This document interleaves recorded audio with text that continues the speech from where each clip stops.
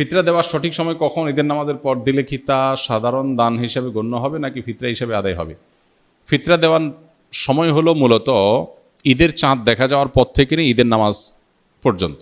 ঈদের নামাজের আগে, ঈদের চাঁদ ওঠার পরে, এই সময়টা মূলত ফিতরা দানের সময়।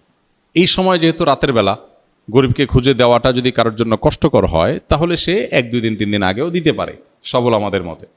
আর ফোকাহায়ে আহনাফের মতে রমজানের শুরু থেকেই দেওয়া যাবে। অন্যান্য ওলামা ইকরাম হাম্বলি ফকিদের মতে একেবারে শেষের দিকে ঈদের 2-3 দিন আগে দেওয়া যাবে।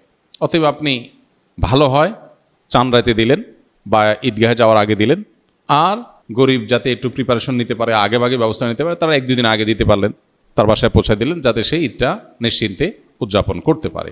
আর যদি কেউ ঈদের পরে আদায় করে তো হাদিসের ভাষ্য হলো ফাহিয়া সাদাকাতুম মিনাস সাদাকাত। ঈদের পরে যদি কেউ ফিতরা দেয় তাহলে সেটাও দান, অন্য 10টা দানের মতো হলো, ফিতরা আদায় হয়ে যাবে। কিন্তু ফিতরা আদায়ের যে মাহাত্ম্য, যে মর্যাদা, এটা পূর্ণভাবে পেতে হলে তাকে ঈদগাহে ঈদের নামাজের আগে দিতে হবে। ঈদের নামাজের পরে দিলে আদায় হয়ে যাবে, কিন্তু ফিতরার যে মাহাত্ম্য সেটা পূর্ণভাবে সে আর পাবে না।